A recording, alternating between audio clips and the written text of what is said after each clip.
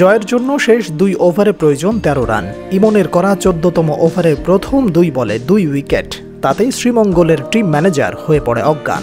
না ওই সময় সত্যি এই মুহূর্তে কি হয়েছে আমি জানি না, কারণ ম্যাচ তো আমাদের হাতেই ম্যাচ, কিন্তু এই মুহূর্তে ম্যাচ কি হয়েছে আসলে আমি তোমার বলতে পারি না। অজ্ঞানের মাঝে ম্যাচের ফলাফলও পেন্ডুলামের মতো ঝুলতে থাকে। কিভাবে ম্যাচটি এতটা ক্লোজে এসে ফলাফল নির্ধারণ হয়, চলুন এবার তা নিয়ে আলোচনা করা যাক। হবিগঞ্জ আন্তঃজেলা ক্রিকেট টুর্নামেন্টের 3য় কোয়ার্টার ফাইনাল ম্যাচে মুখোমুখি হয় শায়েস্তাগঞ্জ উপজেলা বনাম শ্রীমঙ্গল একাদশ। দিনের শুরুতে শায়েস্তাগঞ্জের অধিনায়ক সেন্টু টসে জয়লাভ করে ব্যাটিংয়ের সিদ্ধান্ত নেন। তার সিদ্ধান্ত যে ভুল ছিল না তা প্রমাণ দিলেন টপ অর্ডারের 3 ব্যাটার। 3 জনের দুর্দান্ত ব্যাটিংয়ে প্রথম 10 ওভারে স্কোর বোর্ডে যোগ করেন 178 রান। এর মাঝে রাসেল আহমেদ শুক্কুর ও মইনুল করেন 142 রানের জুটি।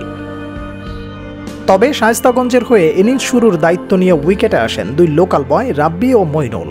রাব্বি প্রথম বলে 6 হাঁকিয়ে বড় রানের ইঙ্গিত দিয়ে 3 ছক্কায় ব্যক্তিগত 19 আর দলীয় 36 রানে সাজঘরে ফেরেন। অবশ্যই তার আউটে দলের উপর কোনো প্রভাব পড়েনি, কারণ 3 নম্বর ব্যাটার হিসেবে উইকেটে আসে সময়ের সেরা ব্যাটার রাসেল আহমেদ শুক্কুর। এই বাঁহাতি মইনুলকে নিয়ে দ্রুত গতিতে স্কোর বোর্ডে রান যোগ করতে থাকেন। দুজনে সমান তালে ব্যাট চালিয়ে তুলে নেন 50।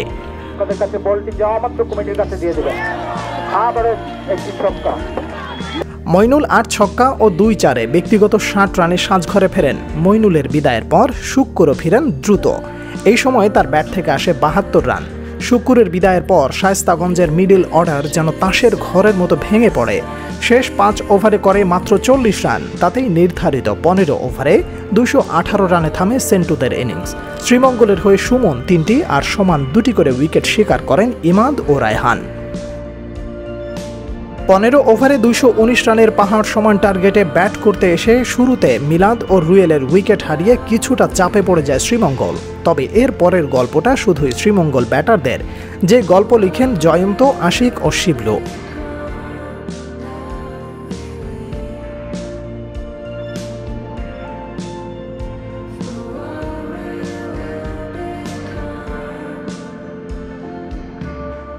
অবশ্যই এর মাঝে জয়ন্তের সহজ ক্যাচ মিস হয়ে যায়, বলা যায় এটাই মসৃণ গল্পের কালো দাগ।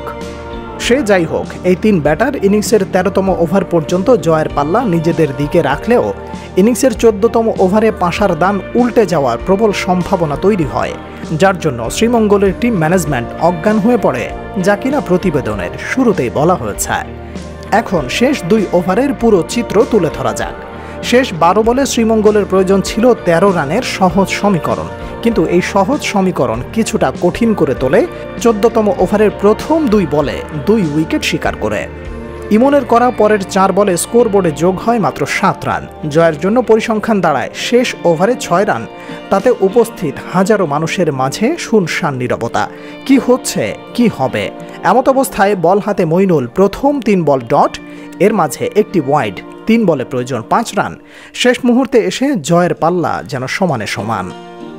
মইনুলের করা 4র্থ বলে সিঙ্গেল, এই একটা সিঙ্গেল শ্রীমঙ্গলের ডাগআউটে যেন স্বস্তি নিয়ে আসে, কারণ সিঙ্গেল রানের সুবাদে স্ট্রাইকে 79 রানে অপরাজিত থাকা ব্যাটার শিবলু এই ব্যাটারও পেশার রিলিজ করতে বেশি সময় নেয়নি। 4 হাঁকিয়ে ভো দৌড়, জয়ের আনন্দে উল্লাসে মেতে ওঠেন।